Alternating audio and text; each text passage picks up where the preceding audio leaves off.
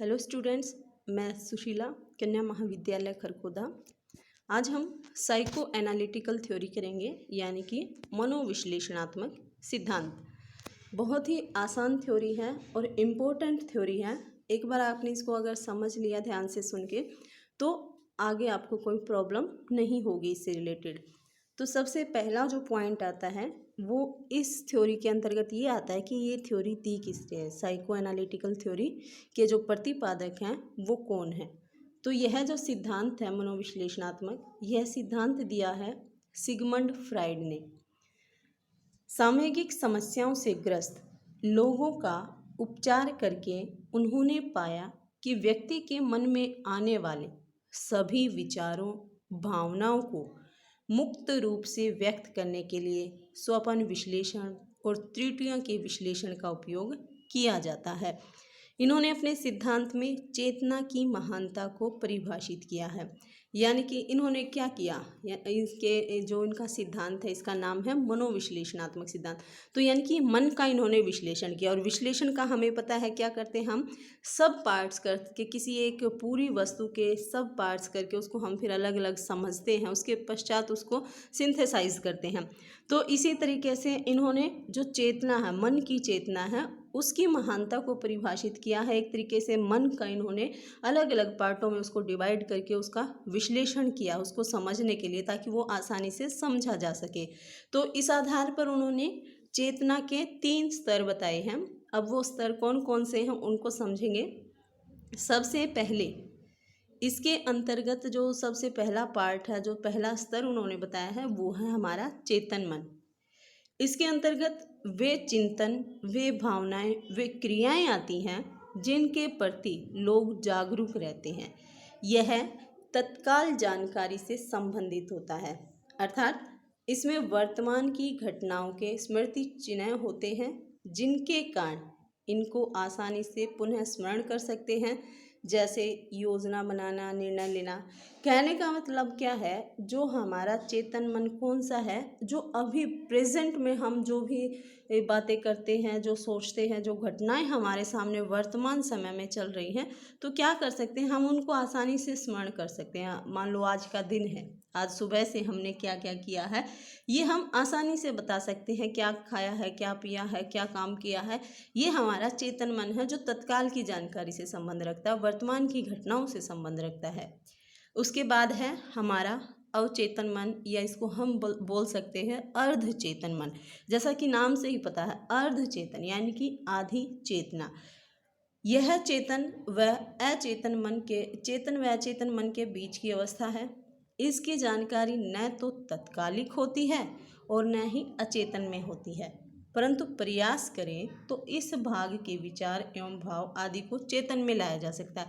कहने का मतलब 3 स्तर जो हैं, एक चेतना जो वर्तमान है, और एक अचेतन जो बिल्कुल ही विस्मृत हो चुकी हैं, भूल चुके हैं, और एक बीच की होती है हमारी अर्ध चेतना, यानी कि ना तो वो वर्तमान की घटनाओं से रिलेटेड है, ना ही जो भूली बिसरी बातें हैं, दमित इच्छाएं हैं, उनसे संबंधित है। वो क्या है कि वो ऐसी घटनाएं हैं, ऐसी स्मृतियां हैं हमारी, जो अगर हम अपने दिमाग पर थोड़ा सा जोर डालेंगे तो हम उन्हें आसानी से याद कर सकते हैं। जैसे कि 2 से 3 दिन पहले की जो बातें हैं, एकदम से तो हम नहीं बता सकते कि उस दिन हमने क्या खाया था, क्या पिया था, लेकिन अगर हम थोड़ा सा अपने दिमाग पर जोर डालें तो हम उस दिन का बता सकते हैं कि हाँ, उस दिन क्या काम किया गया था। तो वो क्या है, हमारा अर्धचेतन मन है। उसके पश्चात आता है तीसरा अचेतन मन का वह भाग जिसके विचारों एवं अनुभवों को पुनः चेतना में नहीं लाया जा सकता, यानी कि वो हमारी भूली बिसरी बातें हो चुकी हैं, दमित इच्छाएं वो बन चुकी हैं। वे या तो स्वतः दैनिक क्रियाकलापों में प्रकट होती है। दैनिक क्रियाकलापों में कैसे प्रकट होती हैं, हमारी आदत के रूप में, अथवा सम्मोहन या अन्य प्रायोगिक प्रक्रियाओं द्वारा इन्हें जाना जा सकता है। कई बार आपने देखा होगा कि जो सम्मोहन प्रक्रिया है उससे हम बहुत पीछे की, बिल्कुल बचपन से रिलेटेड बातें जान सकते हैं। तो कहने का मतलब ये है कि ये ऐसी दमित इच्छाएं हैं कि हम इसको चाह कर भी चेतन मन में नहीं ला सकते, इनको हम याद नहीं कर पाते। ये या तो स्वतः ही अपने आप हमारे दैनिक जो हमारी आदतें हैं, हमारे जो कार्य हैं उनमें अपने आप प्रकट हो जाते हैं, या फिर सम्मोहन जैसी कलाओं द्वारा, प्रायोगिक प्रक्रियाओं द्वारा ही हम इन्हें जान पाते हैं। वैसे ये दमित इच्छाएं बन चुकी होती हैं, हमारी भूली बिसरी बातें बन चुकी होती है। इस पूरे प्रोसेस को, जो ये चेतना का 3 स्तर उन्होंने बताए हैं सिगमंड फ्राइड ने, उन्होंने इसके लिए एक एग्जाम्पल दिया है और उस एग्जाम्पल से ये आपको पूरी तरह से समझ आ जाएगा। देखते हैं वो एग्जाम्पल।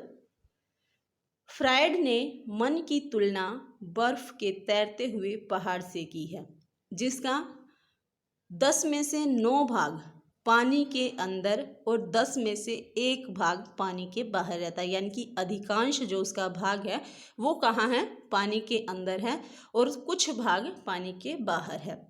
जो भाग पानी के ऊपर है वो हमारी चेतन अवस्था है। जो कम भाग है, यानी कि 10 में से जो 1 भाग जो पानी के बाहर है उस बर्फ़ के पहाड़ का, वो हमारी चेतन अवस्था है। और जो भाग पानी के बिल्कुल नीचे है, बिल्कुल जहाँ से वो ज़मीन की सतह को छूता है, वो क्या है? हमारा अचेतन मन है। और जो भाग पानी के अंदर है पर ऊपरी जो पानी की सतह है, जहाँ से उसको जो बर्फ़ का कुछ हिस्सा बाहर निकला हुआ है, वहाँ जहाँ वो पानी को छूती है पानी के अंदर, लेकिन वो पानी से अटैच है, जुड़ी हुई है, छूती है उसको, तो वो हमारी अर्धचेतन या अवचेतन अवस्था है। इसके बाद उन्होंने, फ्राइड ने, व्यक्तित्व के भी 3 तत्व माने हैं। कौन कौन से हैं? जिसे इन्होंने चेतना, अर्धचेतना, अचेतना ये माने हैं, उसी तरह से इन्होंने व्यक्तित्व को भी 3 भागों में बांटा है। वो क्या है? पहला है इदम, या इसको हम इड भी बोल सकते हैं। इदम एक जन्मजात प्रवृत्ति है, अर्थात कि जो हम जन्म लेते हैं, जन्म के साथ ही हमारे साथ ये हमारे अंदर उत्पन्न हो जाती हैं। अगर किसी व्यक्ति का इदम उसके वश में नहीं है तो वह पशु की तरह सोचना शुरू कर देता है। एक एग्जाम्पल है, या तो आप इसको अलग लिख सकते हो, मैंने इसी के अंदर लिख दिया है। एग्जाम्पल के थ्रू समझेंगे कि मान लो हमें बहुत ज़्यादा भूख लगती है और भूख इतनी बढ़ चुकी है कि हमें किसी न किसी कीमत पर खाना चाहिए ही चाहिए। तो हमारे पास पैसे भी नहीं है खाना खाने के लिए, तो क्या करेंगे हम? इतनी भूख बर्दाश्त ना होने के कारण या तो हम खाना चुराएंगे, या हमें भले ही किसी को मार कर खाना प्राप्त करना पड़े, हम वो करेंगे। कहने का मतलब क्या है कि जो इदम है उसके अंतर्गत हमारी जो शारीरिक आवश्यकताएं होती हैं, जैसे भूख है, प्यास है, ये सारी की सारी हमारे इदम के अंतर्गत आती हैं।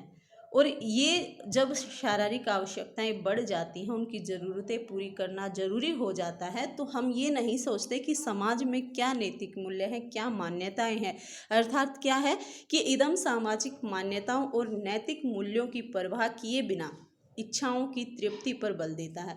उसे किसी की कोई परवाह नहीं होता, उसका मतलब है केवल अपनी शारीरिक आवश्यकता को पूरा करना। तो जो ये बात हमारे अंदर आती है, जो इदम वाली, वो है रिलेटेड किससे? हमारी शारीरिक आवश्यकताओं से।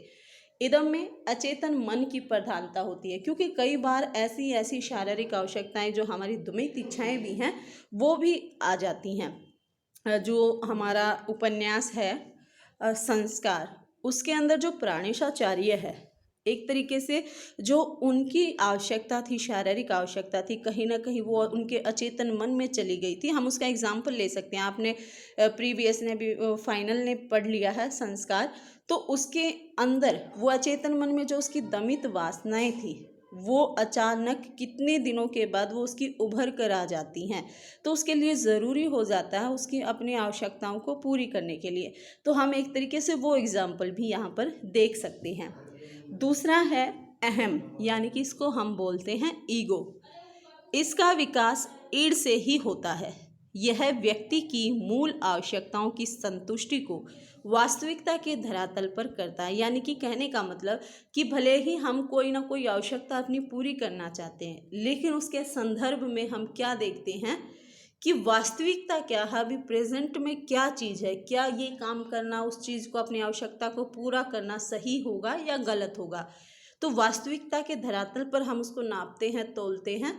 यह संरचना वास्तविकता सिद्धांत से संचालित होती है। अगर कोई बालक वातावरण के अनुसार अपनी सभी तृष्णाओं को अपने अलग ढंग से तृप्त नहीं कर पाता, अतः अहम उसे संसार की वास्तविकता के आधार पर इच्छाओं को तृप्त करने हेतु मध्यस्थ का काम करता है। घुमा फिरा कर बात वही है कि जो भी तृष्णाएं हमारे मन में उठती हैं, जो भी हमारी आवश्यकताएं हैं, उनकी संतुष्टि अगर हम किसी और तरीके से नहीं कर पाते, तो अगर वे पूरी कर पाते हैं तो उसको संसार की वास्तविकता के आधार पर ही तृप्त कर पाते हैं। और इसमें चेतन मन की प्रधानता पाई जाती है। जो हमारा जागरूक मन है, जो वर्तमान घटनाओं से संबंधित मन है, उसकी प्रधानता इसमें होती है। उदाहरण देखेंगे, अगर आपका मन खाने को होता है तो इसका अर्थ यह नहीं है कि आप होटल से चुरा कर खाओगे, क्योंकि आपको पता है कि ऐसा करना अपराध होगा, तो आप ऐसा विचार त्याग देंगे। कहने का अभिप्राय है कि उसमें इदम में हमने क्या किया था कि खाना, जो कहते हैं ना, फिल्मों में भी डायलॉग आते हैं, आप कहते भी हैं कि पेट की आग कुछ भी करवा सकती है, तो इदम वो वाला काम था कि हमने उस भूख को शांत करने के लिए कुछ भी किया। लेकिन इसमें क्या है कि हमें वास्तविकता का पता है कि होटल में खाना पैसे देकर ही मिलेगा, और अगर हमने चुराया तो वो अपराध की श्रेणी में आएगा और आपको सज़ा भी हो सकती है। तो उसके बाद क्या करेंगे, आप उस पर विचार विमर्श करेंगे, उसका थोड़ा सा मतलब उसको सकुचाएंगे, उसको अपनी आवश्यकता को पूरी करने से। अगला पॉइंट आता है हमारा परा अहम, यानी कि इसको हम बोलते हैं सुपर ईगो। एक तरीके से ये हमारी अंतरात्मा की पुकार होती है, जो हमें ये चेतावनी देती है कि व्यक्ति को हमेशा सही रास्ते पर चलना चाहिए। इसमें आदमी आदर्शात्मकता के अनुरूप चलता है, या दूसरे शब्दों में, हम आसान शब्दों में से कह सकते हैं कि ये वो स्थिति है हमारी, जहाँ हम कह सकते हैं कि आदमी के अंदर कोई देवता भी निवास करता है। एग्जाम्पल से समझेंगे कि जब व्यक्ति के मन में खाने के लिए चोरी करने का विचार आता है, एक ही एग्जाम्पल है तीनों में ताकि आसानी से समझा जाए, तो उसकी अंतरात्मा उसे ऐसा करने से रोकती है कि ये गलत काम है या चोरी करना पाप है। तो ये जो विचार आ रहे हैं उसके सुपर ईगो के कारण आ रहे हैं, एक तरीके से उसकी अंतरात्मा की पुकार आ रही है। तो इस प्रकार परा अहम व्यक्ति को नैतिकता के अनुसार चलाता है।